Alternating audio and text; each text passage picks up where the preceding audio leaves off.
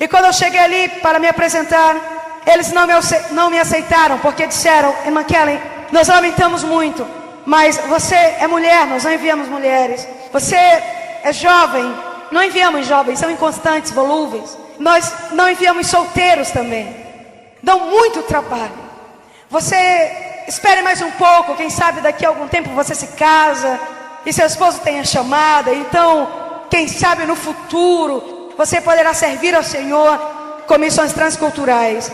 Eu olhei para eles, amados, naquele momento. Interessante, a palavra do Senhor, ela nos diz em 1 Samuel 16:7, parte B, que o Senhor não vê como vê o homem, porque o homem vê o que está diante dos seus olhos, mas o Senhor, amados, o que é que Ele vê? O Senhor, Ele olha para dentro do nosso coração, conhece nossa alma. E eu olhei para eles e disse: eu sinto muito por não me enquadrar no perfil de vocês, mas quero lhes dizer que vocês são homens como eu, humanos como eu sou, e eu tenho plena convicção que eu me enquadro no perfil do Senhor dos Senhores. Eu me enquadro no perfil daquele que morreu naquela cruz e que não faz acepção de pessoas. Eu me enquadro no perfil daquele que usa o homem, usa a mulher, usa o grande, usa o pequeno, usa o ignorante, usa o doutor. Eu me enquadro no perfil daquele que é o dono da obra e Ele escolhe. Aleluia! Quantos de nós, amados, tiramos o ministério precioso que recebemos do Senhor, e um dia alguém chegou conosco para nos dizer que nós não éramos bons o bastante, para nos dizer que nós não nos encaixávamos no perfil, para nos dizer que nós não tínhamos conhecimento o suficiente ou talento suficiente para desenvolver bem aquele determinado ministério. Eu quero te dizer que se alguém um dia matou, feriu a chamada que existe no teu coração, ou que um dia existiu, nessa noite o Senhor vai ressuscitá-la e Ele vai te provar que Ele é o Senhor e Ele usa quem Ele quer para fazer a sua obra. Aleluia! E eu posso te garantir que Deus tem projetos ousados para a tua vida. Eu posso te garantir que tu ainda vai realizar os sonhos do coração do teu Senhor. Eu posso te garantir que nessa noite o Senhor pode te colocar de pé. Basta que para isso tu confies, que tu creias que o Senhor está aqui e Ele está falando contigo nessa oportunidade.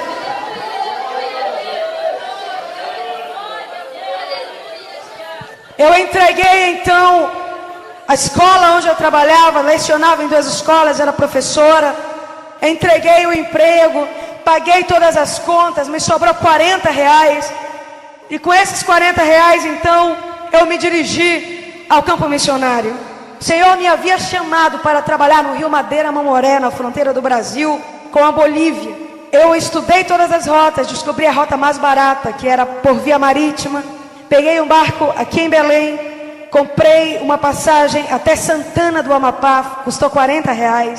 Eu fiquei completamente sem dinheiro, mas eu sabia, naquele barco, quando atei minha rede e me deitei, eu sabia que enquanto eu dormia, meu Senhor trabalharia por mim. Eu sabia que Isaías 45:2 é real, amados. Essa promessa é fiel na vida de todo aquele que confia no Senhor. Diz o Senhor: eu sou aquele que irei adiante de ti, endireitando os caminhos tortuosos, quebrando as portas de bronze e despedaçando as trancas de ferro. Esse é Jeová que vai na nossa frente, lutando por nós as nossas batalhas. Quando eu desembarquei ali em Santana, aleluia, eu sabia, amados, que Deus estava me preparando uma surpresa. Eu sabia que Deus não desampara, nunca desamparou e jamais desamparará aqueles que confiam nele. Quando eu desembarquei naquele trapiche, eu vi no meio daquela multidão uma mulher de Deus que estava me esperando ali. E sabe o que ela me disse? Eu estava orando na minha casa e o Senhor te mostrou para mim e me mandou que eu viesse te receber aqui no porto. me mandou que eu te hospedasse e mandou eu te dizer: não te preocupas, porque fiel é aquele que te chamou, fiel é aquele que te escolheu, fiel é aquele que fez nascer essa chama no teu coração.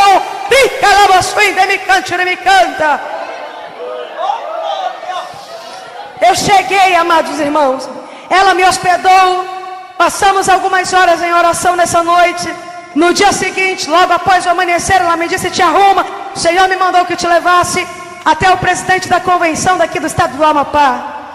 E eu disse para ela: mas querida, ele vai me dizer novamente que não me enquadra no perfil, vai outra vez me dizer que não sirvo por ser mulher, por ser solteira, por ser jovem. E ela disse: você vai, Kellen, e você vai ver o que Deus vai fazer dentro daquela sala. Você entra e presta muita atenção e nunca duvide do poder do seu Senhor. E quando nós entramos ali, ela disse apenas uma única frase: pastor Luci Francis Barbosa Tavares, essa moça está indo trabalhar com os índios na fronteira do Brasil com a Bolívia. E ela olhou para mim e me perguntou: que igreja está enviando você? Nenhuma, pastor. Quem é que paga o seu salário? Ninguém. Você tem dinheiro para continuar a sua viagem? Nenhum centavo. Você domina o idioma que é falado lá? Nenhuma palavra, pastor. Desconheço completamente. Tem alguém esperando você lá? Não, pastor. Não tem absolutamente ninguém me esperando. E ele ficou olhando para mim e me fez uma última pergunta: tens uma carta de recomendação? Sim, pastor, tenho. Tomou a minha carta nas mãos, abriu, leu e me perguntou: Kellen, eu estou vendo pela sua carta que o seu sobrenome é Gaspar. Me responda uma coisa: Valdemir Gaspar é algum parente seu? Sim, pastor, irmão de minha mãe, meu tio. Ele sorriu, se levantou, chegou perto de onde eu estava e me disse: irmã Kellen, vou lhe dizer uma coisa que você não sabe, que você nem imaginava. O seu tio foi quem me ganhou para Jesus, toda a minha família. Se hoje eu sou pastor dessa igreja, presidente dessa convenção, eu devo isso a ele, que ia fazer os cultos domésticos lá na minha casa quando eu ainda era um adolescente. Eu vou lhe dizer uma outra coisa: muitas vezes eu dobrei meu joelho no meu quarto e falei: Senhor, me dá a oportunidade de fazer alguma coisa pelo Valdemir. E tu estás aqui, minha filha, como resposta às minhas orações. Desça no poço. Essa igreja segurará a corda. E eu me comprometo, disse ele, não a soltarei enquanto você estiver neste poço. Eu a estarei segurando. Você sempre poderá contar comigo e com igrejas do Senhor aqui em Santana do Amapá. Como é maravilhoso confiarmos no nosso amado.